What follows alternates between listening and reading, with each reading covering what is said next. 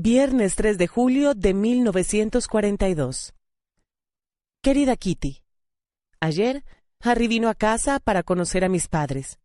Yo había comprado una torta, bizcochos y pasteles para el té. Había un poco de todo, pero ni Harry ni yo teníamos deseos de quedarnos quietos en una silla, sentados el uno al lado del otro, y nos fuimos a pasear. Eran ya las 8:10 cuando él me trajo a casa. Papá estaba muy enojado. Dijo que no debía regresar tan tarde, pues es peligroso para los judíos encontrarse fuera después de las 8. Tuve que prometerle que en lo sucesivo regresaría 10 para las 8. Mañana estoy invitada a casa de él. Mi amiga Hopi siempre me hace bromas sobre Harry. En verdad, yo no estoy enamorada, pero tengo el derecho de tener un amigo. Nadie encuentra nada de extraordinario en que yo tenga un compañero, o según la expresión de mamá, un cortejante. Eva me ha contado que una noche, estando Harry en casa de ellos, ella le preguntó: ¿A quién prefieres, a Fanny o a Ana? Eso no te importa, le contestó él. Durante todo el resto de la velada no tuvieron ya ocasión de hablar juntos, pero al irse, él le dijo: Si quieres saberlo, prefiero a Ana, pero no se lo digas a nadie. Y se fue. Me doy cuenta de que Harry se ha enamorado de mí. Yo lo encuentro divertido y que cambia mi vida. Margot diría de él: Harry es un buen muchacho. Opino lo mismo y hasta algo más. Mamá no termina de alabarlo. Buen mozo, bien educado, muy amable. Me encanta que todo el mundo en casa lo halle de su gusto. Él también ha simpatizado con mi familia, pero encuentra a mis amigas demasiado niñas y tiene razón. Tuya, Ana. Domingo 5 de julio de 1942. Querida Kitty, la fiesta de graduación de curso transcurrió como deseaba. Mis notas no son del todo malas. Tengo un insuficiente, un 5 en álgebra, un 6 en 2 asignaturas y en las otras varios 7 y 2 8. 10 es la nota máxima. En casa estaban muy contentos, pues a propósito de puntos, mis padres no son como los demás. Al parecer les importa poco que las notas sean buenas o malas. Para ellos, basta con que yo esté bien y me sienta feliz, y que no sea insolente. Lo demás, según ellos, se arreglará solo. En cuanto a mí, opino lo contrario. No quiero ser mala alumna después de haber sido admitida provisionalmente en el liceo, puesto que he saltado un año al salir de la escuela Montessori. Pero con el traslado de todos los niños judíos a las escuelas judías, el director del liceo, después de alguna presión, consintió en recibirme, lo mismo que a Lies, a título de prueba. Yo no quería defraudar la confianza del director. El resultado de Margot es brillante como siempre. Si la promoción cum laude existiera en el liceo, ella la habría obtenido. Tiene una cabecita tan inteligente. Papá en estos últimos tiempos se queda a menudo en casa porque ya no puede bajar oficialmente al negocio. Qué sensación tan desagradable debe ser la de sentirse inútil. El señor Gopis ha retomado la empresa Travis y el señor Clarel la firma Cullen & Company. El otro día, cuando nos paseábamos alrededor de nuestra plaza, papá empezó a hablar de la clandestinidad. Decía que iba a ser muy difícil para nosotros vivir completamente separados del mundo exterior. ¿Por qué hablar de eso?, le pregunté. Escucha, Ana, repuso. Tú sabes bien que desde hace más de un año nosotros transportamos muebles, ropas y enseres a casa de otra gente. No queremos que nuestros bienes caigan en manos de los alemanes, y menos aún queremos ser nosotros quienes caigamos en sus garras. No los esperaremos para irnos. No dejaremos que nos detengan. Pero papá, ¿para cuándo será eso? Las palabras y la seriedad de mi padre me habían angustiado. No te inquietes. Nosotros nos ocuparemos de todo. Diviértete y aprovecha tu libertad todo el tiempo que aún puedas hacerlo. Eso fue todo.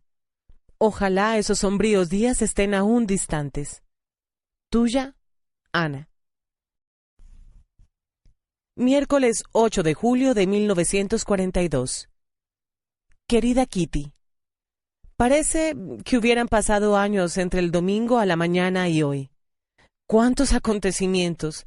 como si el mundo entero se hubiera trastornado de repente. Sin embargo, ya ves, Kitty, todavía vivo, y como dice papá, es lo principal. Sí, en efecto, vivo todavía, pero no me preguntes dónde ni cómo. Tú no comprendes nada de nada hoy, ¿verdad? Por eso me es necesario, primero, contarte lo sucedido a partir del domingo a la tarde.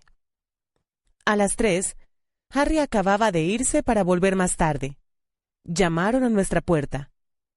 Yo no lo oí, porque estaba leyendo en la terraza, perezosamente reclinada al sol en una silla de lona. De pronto, Margot apareció por la puerta de la cocina visiblemente turbada. «Papá ha recibido una citación de la SS», cuchicheó. «Mamá acaba de salir para ir a buscar al señor Van Damme. Van Damme es un colega de papá y amigo nuestro». Yo estaba aterrada. Todo el mundo sabe qué significa una citación. Imagino inmediatamente los campos de concentración, las celdas solitarias. ¿Íbamos a dejar que llevaran allí a papá? «Naturalmente no se presentará», dijo Margot, mientras que ambas esperábamos en el salón el regreso de mamá. «Mamá ha ido a casa de los Van Damme para saber si podemos habitar desde mañana nuestro escondite. Los Van Damme se ocultarán allí con nosotros. Seremos 7. Cayó el silencio. Ya no podíamos pronunciar una palabra más, pensando en papá, que no sospechaba nada. Había ido a visitar a unos ancianos al hospicio judío. La espera, la tensión, el calor, todo eso nos hizo callar. De repente llamaron. «Es Harry», dije yo. «No abras», dijo Margot reteniéndome. Pero no era necesario. Oímos a mamá y al señor Van Damme que hablaban con Harry antes de entrar y que luego cerraban la puerta detrás de ellos. Cada vez que sonaba el timbre, Margot o yo bajábamos muy sigilosamente para ver si era papá. Nadie más debía ser recibido. Van Damme quería hablar a solas con mamá, de modo que Margot y yo dejamos la habitación. En nuestro dormitorio, Margot me confesó que la citación no era para papá, sino para ella misma. Asustada, de nuevo, empecé a llorar. Margot tiene 16 años. ¿Quieren pues separar de sus familias y llevarse a muchachas de su edad? Afortunadamente, como mamá ha dicho, no irá. Papá, al hablarme de la clandestinidad, sin duda hacía alusión a esta eventualidad. Ocultarse. ¿A dónde iríamos a ocultarnos? ¿En la ciudad, en el campo, en una casa, en una choza? ¿Cuándo? ¿Cómo? ¿Dónde? Yo no podía formular estas preguntas que se me iban acudiendo una tras otra. Margot y yo nos pusimos a guardar lo estrictamente necesario en los bolsones del colegio. Empecé por meter este cuaderno. Enseguida mis rizadores, mis pañuelos, mis libros de clase, mis peines, viejas cartas. Estaba obsesionada por la idea de nuestro escondite y puse las cosas más inconcebibles. No lo lamento, porque me interesan más los recuerdos que los vestidos. Por fin, a las 5, papá regresó. Telefoneamos al señor Copuis para preguntarle si podía venir a casa esa misma noche. Van Damme partió en busca de Miep. Miep está empleada en las oficinas de papá desde 1933 y es nuestra gran amiga, lo mismo que Henk, su flamante esposo. Miep vino para llevarse su cartera llena de zapatos, de vestidos, de abrigos, de medias, de ropa interior, prometiendo volver a la noche. Luego se hizo la calma en nuestra vivienda. Ninguno de los 4 tenía ganas de comer. Hacía calor y todo parecía extraño. Nuestra gran sala del primer piso había sido subalquilada a un tal señor Goodsmith, hombre divorciado que pasaba de los 30 y que al parecer no tenía nada que hacer esa noche, porque no logramos librarnos de él antes de las 10. Todos los intentos disimulados para hacerle marchar antes habían resultado vanos. Miep y Henk Van Santen llegaron a las 11, para volver a irse a medianoche con medias, zapatos, libros y ropa interior metidos en la cartera de Miep y en los bolsillos profundos de Henk. Yo estaba extenuada, y aún dándome cuenta de que era la última noche que iba a pasar en mi cama, me dormí de inmediato. A la mañana siguiente, a las 5:30, mamá me despertó. Por suerte hacía menos calor que el domingo, gracias a una lluvia tibia que iba a persistir todo el día. Cada uno de nosotros se había vestido como para vivir en el refrigerador, con el fin de llevarse todas las ropas posibles. Ningún judío en estas circunstancias hubiera podido salir de su casa con una valija llena. Yo llevaba puestos 2 camisas, 3 calzones, un vestido encima, una falda, una chaqueta, un abrigo de verano, 2 pares de medias, zapatos acordonados, una boina, una bufanda y otras cosas más. Me ahogaba antes de partir, pero nadie se preocupaba por eso. Margot, con su cartera llena de libros de clase, había sacado su bicicleta para seguir a Miep hacia un destino desconocido, al menos en lo que a mí se refiere. Como ves, yo seguía sin saber dónde quedaba el lugar misterioso en que nos refugiaríamos. A las 7:30 cerramos la puerta de nuestra casa. El único ser viviente al que pude decir adiós fue mi gato, que iba a encontrar un buen hogar en casa de vecinos, según nuestras últimas instrucciones en una breve carta al señor Goodsmith. Dejamos en la cocina algo de carne para el gato y la vajilla del desayuno. Las camas quedaron deshechas. Todo daba la impresión de una partida precipitada. Pero, ¿qué nos importaban las impresiones? Teníamos que irnos a todo trance, salir de allí, partir hacia un lugar seguro. Lo demás no contaba ya para nosotros. La continuación mañana. Tuya, Ana. Jueves 9 de julio de 1942. Querida Kitty, nos pusimos en camino bajo una lluvia tupida. Papá y mamá, llevando cada cual una bolsa de provisiones llena de toda clase de cosas colocadas de cualquier modo, y yo con mi bolsón repleto a reventar. Las personas que se dirigían a sus trabajos nos miraban compasivamente. Sus rostros expresaban el pesar de no poder ofrecernos un medio de transporte cualquiera. Nuestra estrella amarilla era lo bastante elocuente. Durante el trayecto, papá y mamá me revelaron en detalle la historia de nuestro escondite. Desde hacía varios meses habían hecho transportar pieza por pieza una parte de nuestros muebles, lo mismo que ropa de casa y parte de nuestra indumentaria. La fecha prevista de nuestra desaparición voluntaria había sido fijada para el 16 de julio. A raíz de la citación, hubo que adelantar 10 días nuestra partida, de manera que íbamos a contentarnos con una instalación más bien rudimentaria. El escondite estaba en el inmueble de las oficinas de papá. Es un poco difícil comprender cuando no se conocen las circunstancias. Por eso, tengo que dar explicaciones. El personal de papá no era numeroso. Los señores Clarel y Copuis, luego Miep, y por último Eli Vosen, la taquidactilógrafa de 23 años, todos los cuales estaban al corriente de nuestra llegada. El señor Vosen, padre de Eli, y los 2 muchachos que le secundaban en el depósito no habían sido puestos al corriente de nuestro secreto. El edificio está constituido de la siguiente manera. En la planta baja hay un gran almacén que sirve de depósito. Al lado de la puerta del almacén está la puerta de entrada de la casa, detrás de la cual una segunda puerta da acceso a una escalerita.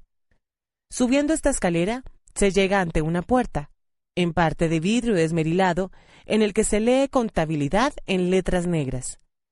Es el escritorio que da al canal, una amplia sala muy clara, con archivos en las paredes y ocupada por un personal actualmente reducido a 3. Ahí es donde trabajan durante el día Eli, Miep y el señor Copuis. Atravesando una especie de vestuario donde hay un cofre y un gran armario que contienen las reservas de papeles, sobres, etc., se llega a una pequeña habitación bastante oscura que da al patio.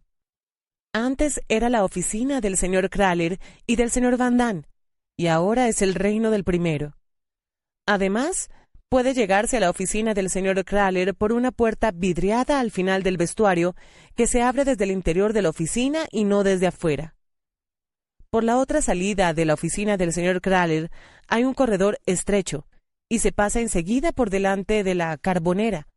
Subiendo a 4 escalones, se llega al fin al aposento que es el orgullo del inmueble, en cuya puerta se lee «privado». Allí se ven muebles oscuros e imponentes. El linóleo cubierto de hermosas alfombras, una lámpara magnífica, un aparato de radio, todo de primer orden. Al lado de esta habitación, una gran cocina espaciosa con un fogón de gas con 2 hornillas y una pequeña caldera para baño. Al lado de la cocina, el WC. Ese es el segundo piso. En el corredor de la planta baja hay una escalera de madera blanca, al cabo de la cual se encuentra un rellano que forma también corredor. Allí se ven puertas a derecha e izquierda. La de la izquierda lleva al frente de la casa, donde hay grandes habitaciones que sirven de depósito y almacén, y de allí puede subirse al desván. Puede llegarse también a las habitaciones delanteras por la segunda puerta de entrada, trepando por una escalera empinada, bien holandesa, como para quebrarse todos los huesos. La puerta de la derecha lleva a nuestro anexo secreto. Nadie en el mundo sospecharía que esta simple puerta pintada de gris disimula tantas habitaciones. Se llega a la puerta de entrada subiendo algunos peldaños. Al abrirla se entra en el anexo. Frente a esta puerta de entrada, una escalera empinada. A la izquierda, un corredorcito lleva a una habitación que se ha transformado en el hogar de la familia, así como en la alcoba del señor y la señora Frank. Al lado, un cuarto más chico es el estudio y alcoba de las señoritas Frank. A la derecha de la escalera hay una habitación sin ventana con mesa de tocador para las abluciones. Hay también un pequeño reducto donde se ha instalado el WC, lo mismo que una puerta con acceso al dormitorio que yo comparto con Margot. Al abrir la puerta del rellano del tercer piso, sorprende encontrar tanto espacio y tanta luz en el anexo de una casa tan vieja. Las casas que bordean los canales de Ámsterdam son las más antiguas de la ciudad. Esta gran habitación equipada con una cocina de gas y un fregadero, que antes sirvió de laboratorio, está destinada a ser el dormitorio de los esposos Van Damme, así como cocina, sala, comedor, estudio o taller. Un cuartito pegado al corredor servirá de alcoba para Peter Van Damme. Hay un desván tan grande como las habitaciones que sirven de depósito en el piso de abajo, y ya te he mostrado en su totalidad nuestro hermoso anexo secreto. Tuya, Ana. Viernes 10 de julio de 1942. Querida Kitty, seguramente te he aburrido con esa larga y fastidiosa descripción de nuestra nueva vivienda, pero aún así me parece importante que tú sepas dónde hemos venido a parar. Ahora la continuación de mi relato, porque claro, no había terminado. Tan pronto como llegamos a la casa sobre el Prinsengracht, Miep nos hizo subir al anexo. Cerró la puerta detrás de nosotros y quedamos solos. Como había llegado en bicicleta antes, Margot nos aguardaba ya. Nuestra gran habitación, así como las otras, se encontraban en un desorden inimaginable. Todas las cajas trasladadas al escritorio en el transcurso de los meses precedentes yacían en el suelo sobre las camas por todas partes. En el cuartito, ropa de cama, frazadas, etc., se apilaban hasta el techo. Había que ponerse a trabajar inmediatamente si queríamos dormir esa noche en lechos decentes. Ni mamá ni Margot se hallaban en condiciones de cooperar. Se dejaron caer sobre los colchones agotadas y desdichadas, mientras que papá y yo, los ordenadores de la familia, queríamos comenzar al momento. Todo el día estuvimos vaciando cajas, arreglando los armarios, poniendo orden, para por fin caer muertos de fatiga en camas bien hechas y bien limpias. No habíamos comido nada caliente en todo el día, cosa que no nos había preocupado en absoluto. Mamá y Margot se sentían demasiado cansadas y deprimidas como para comer, y tanto papá como yo estábamos excesivamente ocupados para pensar en eso. El martes a la mañana reanudamos el trabajo inacabado. Eli y Miep, que se ocupaban de nuestro aprovisionamiento, habían ido a buscar las raciones. Papá preparó un rudimentario enmascaramiento de las luces para impedir que nos vieran desde afuera. Fregamos y lavamos el piso de la cocina. Hasta el miércoles no tuve un minuto para pensar en la convulsión que de la noche a la mañana cambiaba completamente mi vida. Por fin he encontrado un momento de tregua para contarte todo esto y para darme cuenta también de lo que me ha sucedido y de lo que puede ocurrir todavía. Tuya, Ana. Sábado 11 de julio de 1942. Querida Kitty, ni papá, ni mamá, ni Margot han podido habituarse aún al carrillón del Western Turm que suena cada cuarto de hora. A mí me pareció maravilloso desde el primer momento, sobre todo de noche, cuando un sonido familiar da aliento. ¿Te interesa quizá saber si me gusta mi escondite? Debo decirte que yo misma no lo sé aún. Creo firmemente que nunca podré considerarme en mi hogar, en esta casa, lo que no significa que ella sea lúgubre. Tengo más bien la impresión de que estoy en una pensión muy curiosa. Tal opinión a propósito de un escondite puede parecerte extraña, pero yo no lo veo de otra manera. Nuestro anexo es ideal como refugio. Aunque se inclina para un lado y es húmedo, no se encontraría un escondite tan cómodo en el resto de Ámsterdam y quizá en toda Holanda. Nuestro dormitorio, con sus paredes lisas, parecía desnudo. Gracias a papá, que con antelación trajo mis fotos de artista de cine y mis postales, pude poner manos a la obra con cola y pinceles y he ilustrado profusamente mi cuarto. Queda mucho más alegre, y cuando lleguen los Van Daan, veremos lo que se puede hacer con la madera del desván. ¿Acaso sea posible sacar de ella algunos armaritos y estantes? Mamá y Margot se han repuesto un poco. Ayer, por primera vez, mamá se sintió lo suficientemente bien como para hacer una sopa de arvejas, pero, charla que te charla, se olvidó de ella, a tal punto que fue imposible arrancar de la cacerola las arvejas carbonizadas. El señor Cupuis me ha traído un libro, Boek voor de Week. Anoche, los 4, fuimos a la oficina privada para oír la radio de Londres. Yo estaba tan preocupada pensando que alguien pudiera oírla, que literalmente supliqué a papá que volviéramos arriba al anexo. Comprendiendo mi angustia, mamá subió conmigo. También en otros casos tenemos mucho miedo de ser oídos o vistos por los vecinos. Confeccionamos cortinas el primer día de nuestra llegada. No son cortinas propiamente dichas, compuestas como están de retazos de tela diferentes en cuanto a la forma, el color, la clase y el diseño. Papá y yo cosimos estos retazos con la torpeza de los profanos en el oficio. Estos ornamentos abigarrados han sido sujetos con chinches a las ventanas y ahí quedarán hasta que salgamos de aquí.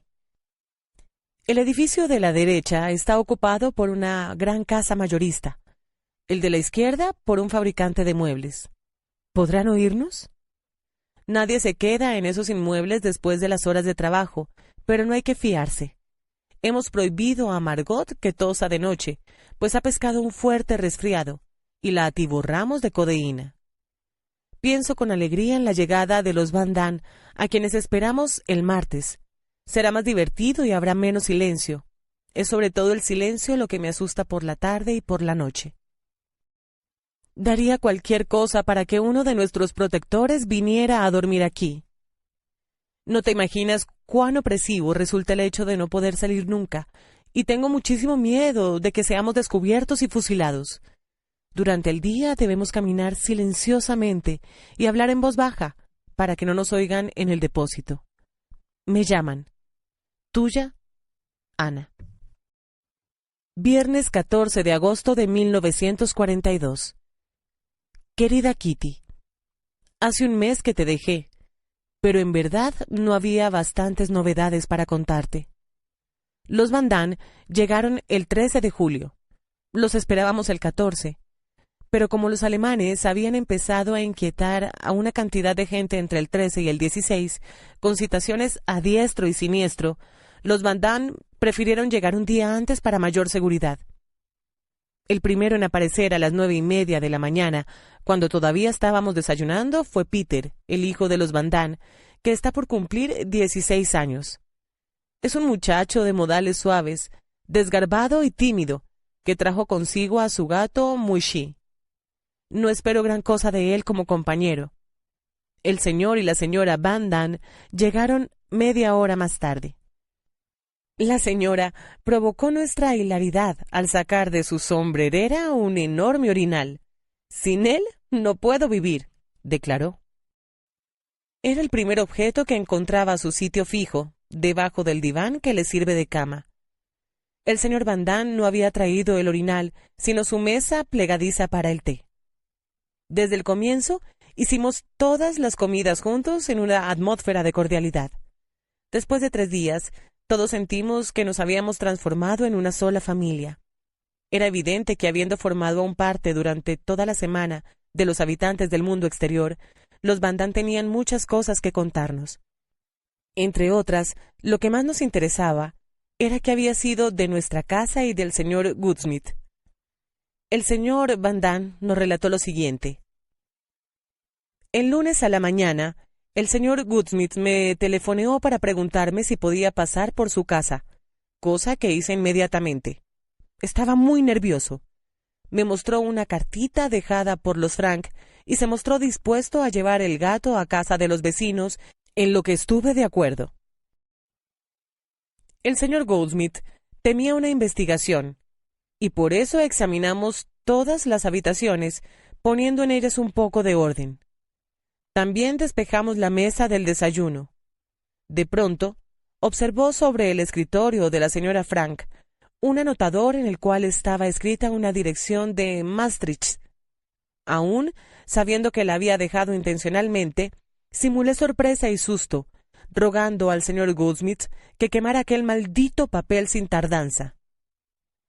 Aunque todo el tiempo simuló no saber nada acerca de la desaparición de ustedes, después de haber visto aquel trozo de papel se me ocurrió una cosa.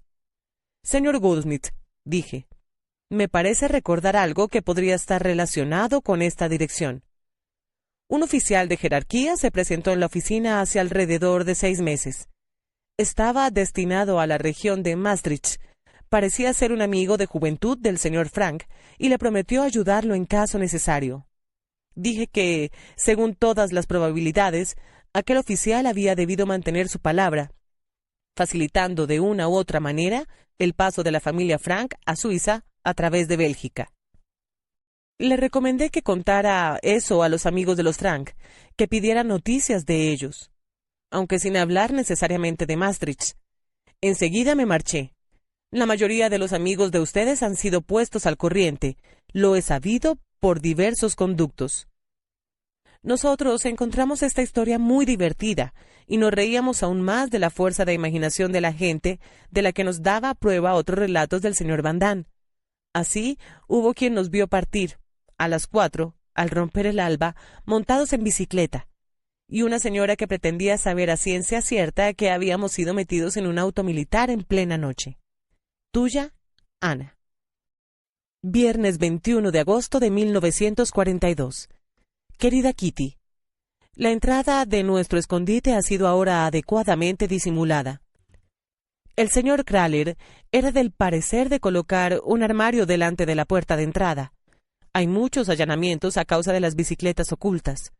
Un armario giratorio que se abriera como una puerta. El señor Vossen se ha esforzado como ebanista para la fabricación de este armatoste. Entretanto, fue puesto al corriente de nuestra permanencia en el anexo y se muestra servicial a más no poder.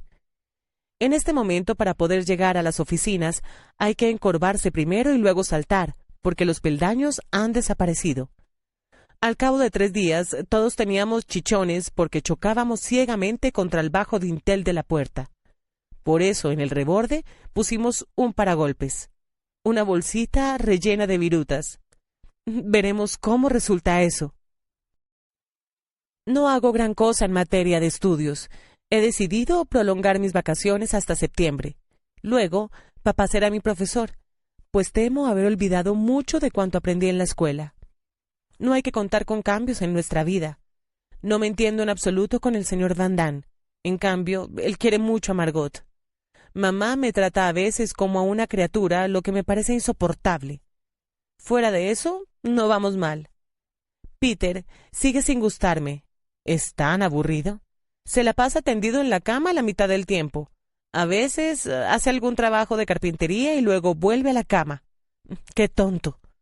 El tiempo es hermoso, y a pesar de todo lo aprovechamos soleándonos sobre un catre en el desván, por donde el sol entra a raudales a través de una claraboya.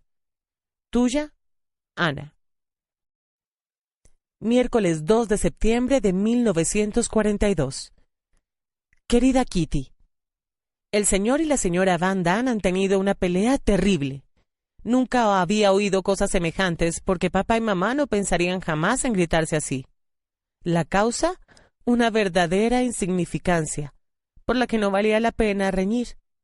En fin, cada cual tiene sus gustos. Naturalmente para Peter la cosa es muy desagradable, pues debe tomar partido por uno u otro. Pero como es tan susceptible y perezoso, nadie lo toma en serio. Ayer estaba insoportable, porque tenía la lengua azul en vez de roja. Desde luego, esta singularidad desapareció en un abrir y cerrar de ojos. Hoy sufre de tortícolis, y se pasea con una bufanda anudada al cuello. El caballero se queja también del lumbago. También suele experimentar dolores en el corazón, los riñones y los pulmones. Es un verdadero hipocondriaco. Es esa la palabra, ¿verdad? Entre mamá y la señora Van Damme hay bastantes desinteligencias. Existen desde luego razones para ello. Te daré un ejemplo. La señora Van Damme ha retirado del armario donde se encuentra nuestra ropa en común todas sus sábanas, que eran 3. Ella juzga natural que la ropa de mamá sirva para todo el mundo. Se va a sentir muy decepcionada cuando compruebe que mamá ha seguido su ejemplo. Además, se siente muy molesta porque nos servimos de su juego de mesa y no del nuestro para uso común. Trata por todos los medios de saber qué hemos hecho de nuestros platos de porcelana, los cuales están mucho más cerca de lo que ella supone. En el desván, alineados en cajas de cartón detrás de los cartapacios. Los platos son inhallables, permanecerán allí tanto tiempo como nosotros. Siempre tengo mala suerte. Ayer dejé caer un plato sopero perteneciente a la señora. Se hizo trizas. ¡Oh! —exclamó ella furiosa—, ¿es que no puedes tener más cuidado? Es todo lo que me queda. A pesar de todo, el señor Van Damme me prodiga pequeñas amabilidades. Esta mañana mamá ha vuelto a abrumarme con sus sermones. No puedo soportarlos. Nuestras opiniones son demasiado opuestas. Papá me comprende, aunque a veces llegue a enfadarse conmigo durante 5 minutos. La semana pasada, nuestra vida monótona fue interrumpida por un pequeño incidente. Se trataba de Peter y de un libro sobre las mujeres. Margot y Peter tienen permiso para leer casi todos los libros que el señor Copuis saca de la biblioteca pública para nosotros. Pero se juzgaba que un libro sobre un tema tan especial tenía que quedar en manos de las personas mayores.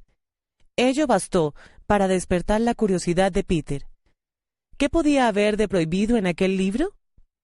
A hurtadillas se lo sustrajo a su madre mientras ella charlaba con nosotros abajo y escapó al desván con su botín. Todo anduvo bien durante varios días. La señora Van Damme había observado los manejos de su hijo, pero no se lo dijo a su marido hasta que éste lo olfateó por sí solo.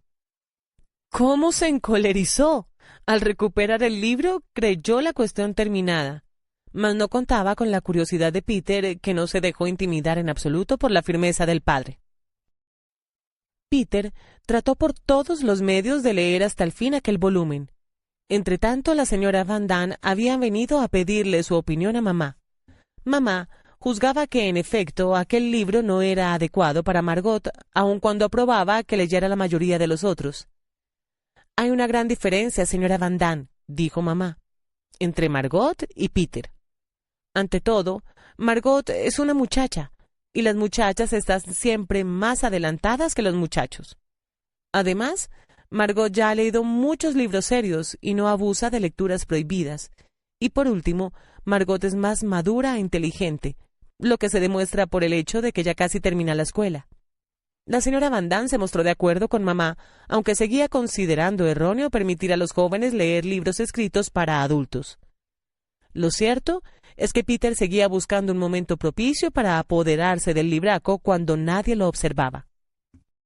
La otra tarde, a las 7:30, cuando todo el mundo escuchaba la radio en la oficina privada, él se llevó su tesoro al desván.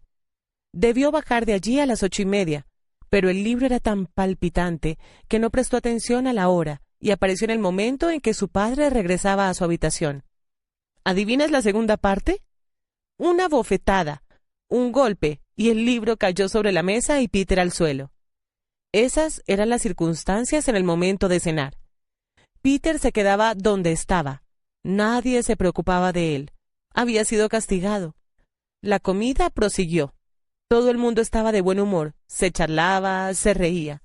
De pronto un silbido agudo nos hizo palidecer. Todos dejaron cuchillos y tenedores y se miraron con espanto. Y enseguida se oyó la voz de Peter gritando por el caño de la estufa. «Si ustedes creen que voy a bajar, se equivocan». El señor Van Damme tuvo un sobresalto, tiró su servilleta y con el rostro ardiendo rugió. «¡Basta! ¿Me oyes?» Temiendo lo peor, papá lo tomó del brazo y lo siguió al desván. Nuevos golpes, una disputa. Peter volvió a su cuarto. Hubo un portazo y los hombres regresaron a la mesa. La señora Van Damme hubiera querido guardar un pan con mantequilla para su querido vástago, pero su marido se mostró inflexible. Si no se disculpa inmediatamente, pasará la noche en el desván. Hubo protestas de parte de todo el resto, pues considerábamos que privarle de cenar era ya suficiente castigo. Y si Peter se resfriaba, ¿a dónde irían a buscar un médico? Peter no se disculpó y volvió al desván. El señor Van Damme resolvió no ocuparse más del asunto. Sin embargo, a la mañana siguiente, pude comprobar que Peter había dormido en su cama, lo que no impidió que a las 7 volviera a subir al desván. Fueron menester las persuasiones amistosas de papá para hacerlo bajar. Durante 3 días, miradas de enojo, silencio obstinado. Luego, todo volvió a la normalidad. Tuya, Ana. Lunes 21 de septiembre de 1942.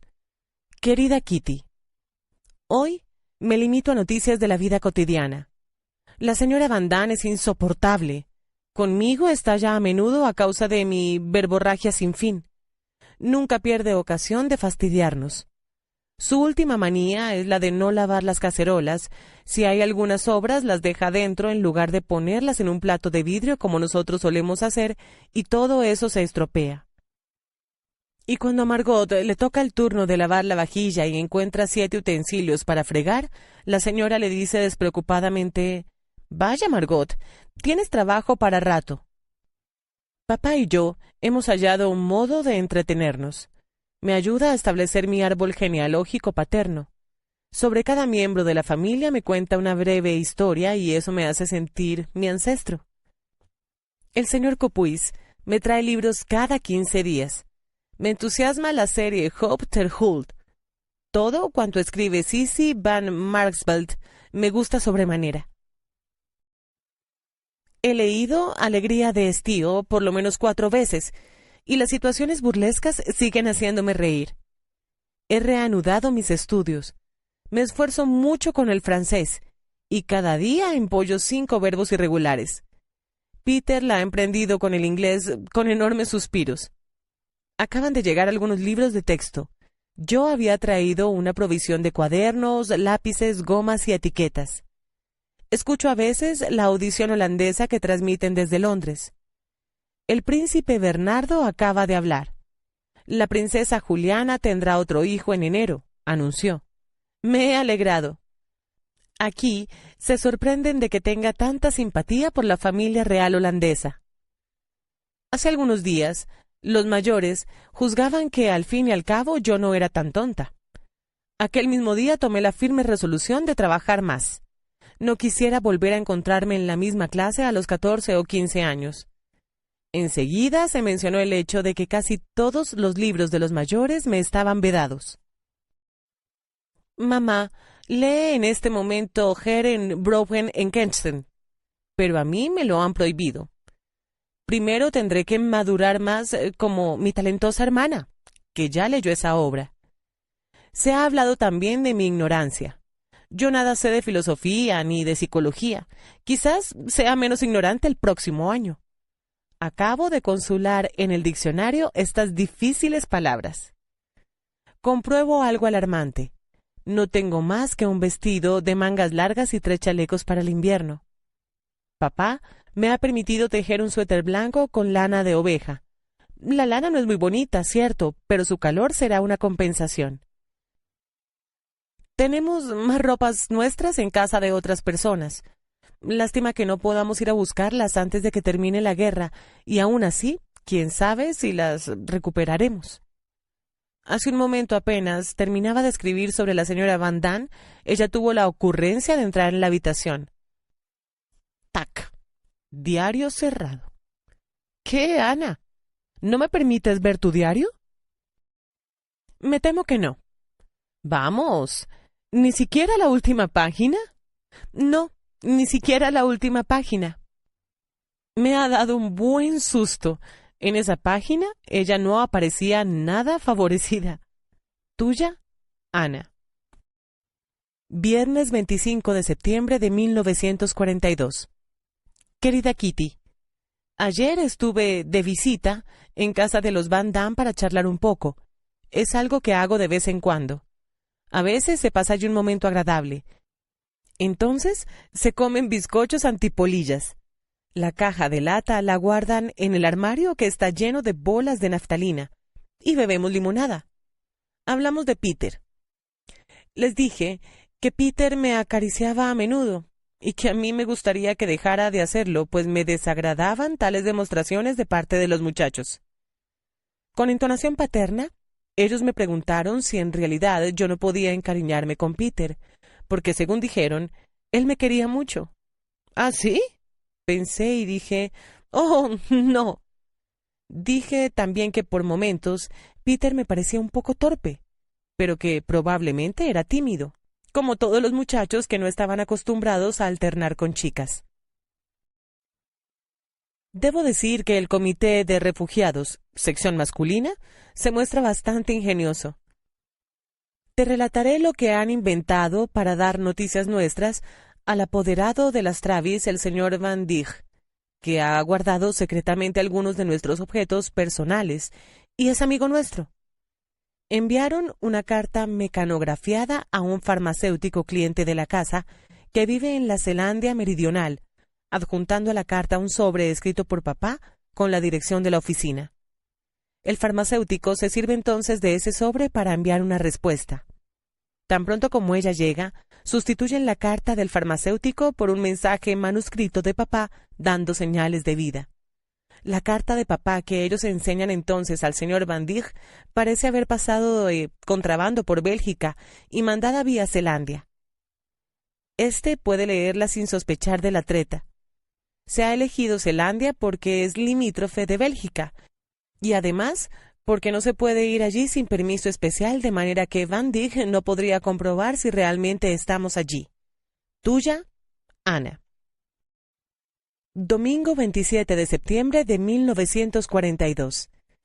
Querida Kitty, acabo de tener una gran discusión con mamá. Lo siento, pero no nos entendemos muy bien. Con Margot tampoco marchan las cosas. Entre nosotros no suelen darse el tipo de estallidos que hay en el piso de arriba, que son bastante desagradables.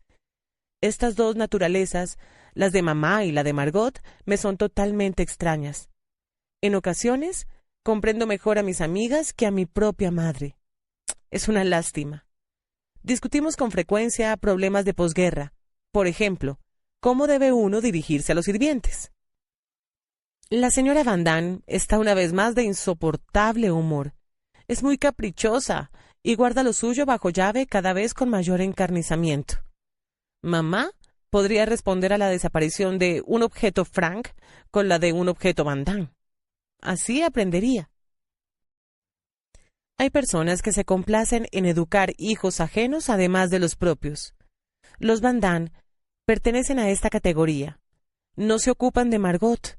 Ella es la cordura, la delicadeza y la inteligencia personificadas. Pero al parecer, yo tengo defectos suficientes para las dos. Más de una vez sucede que a la mesa vayan y vengan palabras de censura y respuestas insolentes. Papá y mamá me defienden con energía. Sin ellos, yo ya habría desistido. Aunque mis padres no cesan de reprocharme mi charla excesiva, recomendándome que no me entrometa en nada y sea más modesta, fracaso con frecuencia. Y si papá no se mostrara tan paciente conmigo, hace tiempo que habría abandonado toda esperanza de satisfacer a mis padres, cuyas exigencias, sin embargo, no son a tal punto difíciles de atender.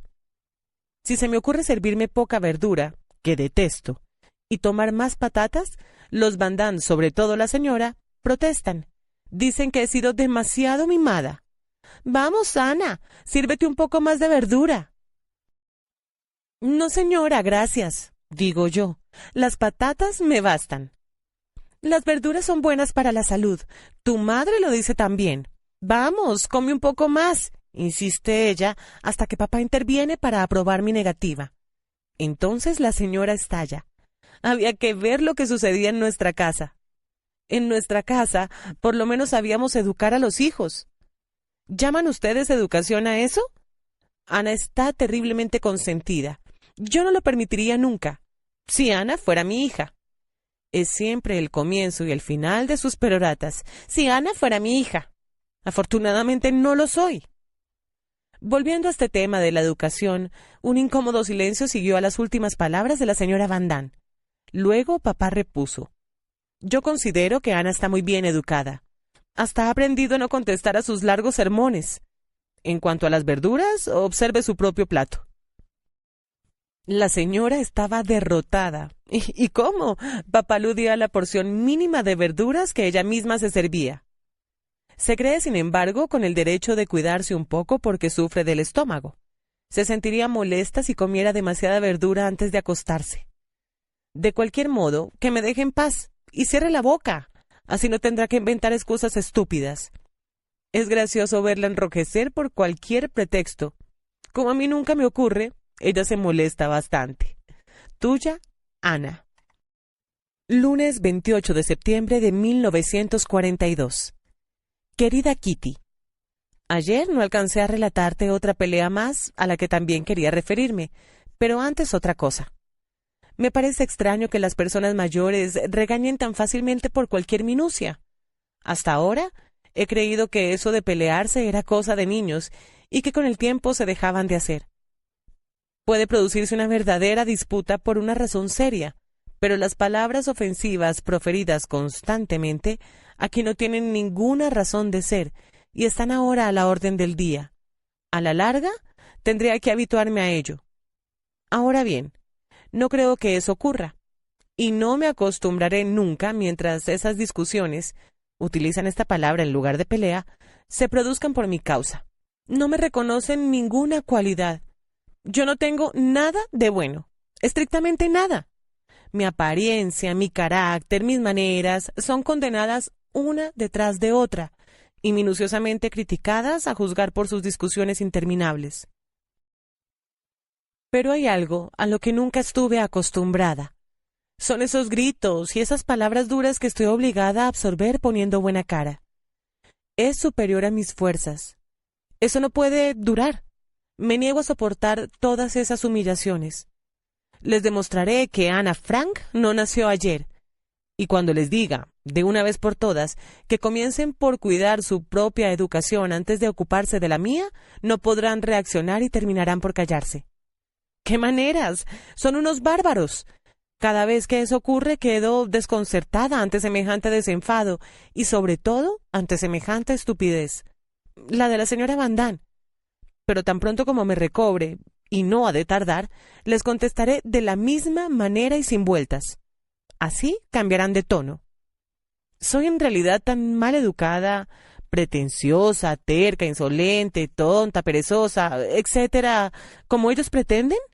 Oh, ya sé que tengo muchos defectos, pero ciertamente exageran. Si supieras, Kitty, cómo me hacen hervir la sangre esas injurias e insultos. Pero no será por mucho tiempo más. Mi rabia no va a tardar en estallar. Basta ya. Te he fastidiado bastante con mis disputas. Sin embargo, hubo una conversación muy interesante en la mesa y tengo ganas de contártela. Hablamos de la modestia extrema de Pim. Este es el apodo de papá. Las personas menos perspicaces suelen advertir tal hecho. De pronto la señora Vandán exclama: «Yo también soy modesta, y mucho más que mi marido». ¡Qué descaro! Solo con decirlo demuestra su falta de modestia. El señor Van Damme, que juzgó necesario aclarar la referencia a su persona, contestó muy tranquilo. Yo no me empeño en ser modesto. Sé por experiencia que las personas modestas no van muy lejos en la vida.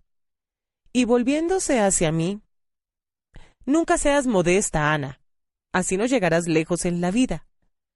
Mamá aprobó este punto de vista, pero la señora Van Damme tenía naturalmente que decir su palabra sobre un tema tan interesante como la educación. Esta vez se dirigió no directamente a mí, sino a mis padres.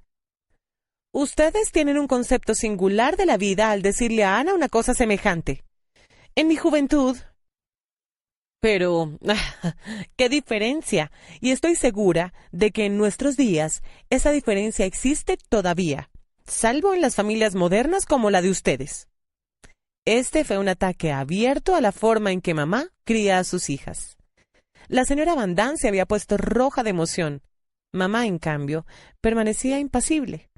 La persona que enrojece es arrastrada progresivamente por sus emociones y corre el riesgo de perder más pronto la partida.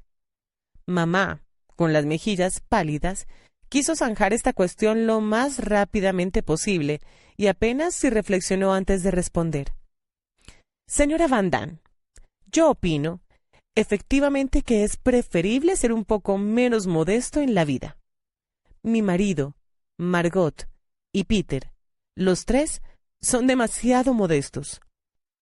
Su marido, Ana, usted y yo no somos lo que se puede decir modestos, pero no nos dejamos atropellar. Entonces exclamó la señora Van Damme. Querida señora, no la comprendo. Yo soy verdaderamente la modestia personificada. ¿Qué es lo que hace a usted dudarlo? Nada en especial, respondió mamá. Pero nadie diría que usted brilla por su modestia. A lo que replicó la señora Van Damme. Me gustaría saber en qué carezco yo de modestia. Si no me ocupase de mí misma, nadie aquí lo haría, y se me dejaría morir de hambre. Esta absurda observación hizo reír a mamá, lo que irritó más aún a la señora Van Damme, que continuó su perorata sazonada de palabras interminables en un magnífico alemán holandés y holandés alemán, hasta que, perdida en sus propias palabras, resolvió abandonar la habitación. Al levantarse, se volvió para dejar caer su mirada sobre mí. Era como para verlo. En ese momento, yo tuve la desgracia de menear la cabeza, casi inconscientemente, con una expresión de lástima mezclada, sin duda, de ironía. A tal punto me sentía fascinada por su oleada de palabras. La señora se crispó. Se puso a lanzar injurias en alemán, sirviéndose de una jerga sumamente vulgar. Era un lindo espectáculo. Si hubiera sabido dibujar, la habrían pintado en esa actitud. A tal punto resultaba cómica. Demasiado cómica la pobre y estúpida mujer. Después de esta escena, de cualquier modo estoy segura de una cosa. Peleándose abiertamente una buena vez es como se aprende a conocerse a fondo. Es entonces cuando en realidad puede juzgarse un carácter. Tuya, Ana. Martes 29 de septiembre de 1942. Querida Kitty, las personas que viven escondidas pasan por experiencias curiosas. Figúrate que no tenemos bañera y que nos lavamos en una artesa. Y como hay agua caliente en la oficina, quiero decir, en todo el piso inferior, los 7 aprovechamos esta ventaja por turno. Pero como somos muy diferentes unos de otros, algunos se han mostrado más pudorosos. Cada miembro de la familia se reserva su rincón personal a guisa de cuarto de baño. Peter se da el suyo en la cocina, a pesar de la puerta vidriera. Cuando piensa bañarse, anuncia durante media hora que no habrá que pasar por delante de la cocina. Esta medida le parece suficiente. El señor Van Damme se toma el suyo en la alcoba.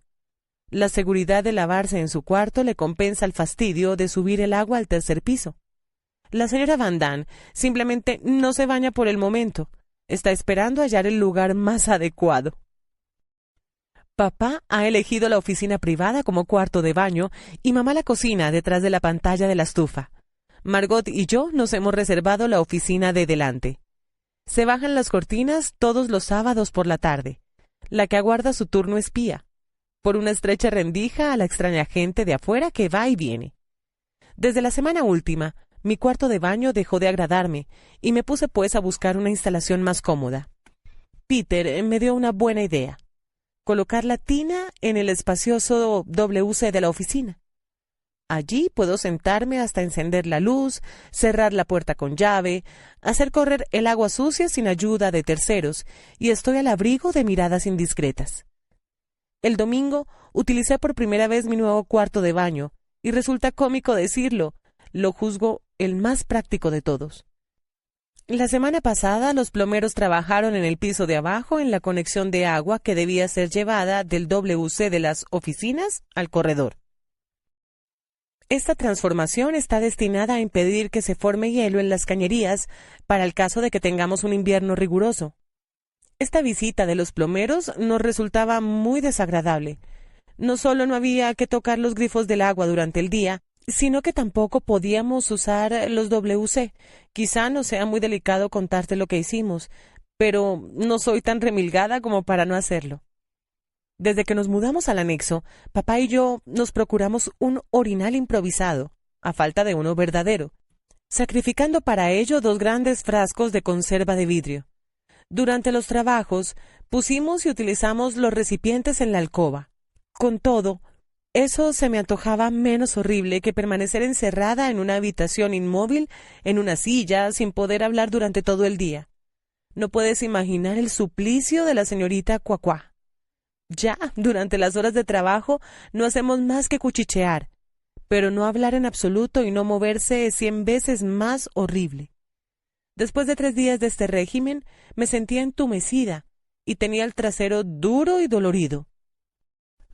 Afortunadamente, unos ejercicios físicos antes de acostarme me procuraron un cierto alivio. Tuya, Ana. Jueves 1 de octubre de 1942. Querida Kitty, ayer tuve un miedo terrible. A las 8 sonó el timbre con persistencia. Solo se me ocurrió una cosa: ¿qué eran ellos? Pero todo el mundo afirmó que solo se trataba de mendigos o del cartero y me tranquilicé. Los días se vuelven muy tranquilos.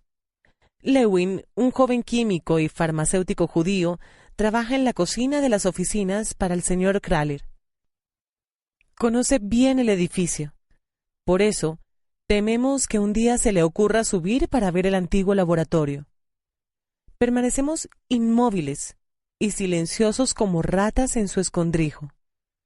¿Quién habría podido sospechar, hace 3 meses, que Ana Azogue sería capaz de quedarse quieta en una silla durante horas y horas sin moverse?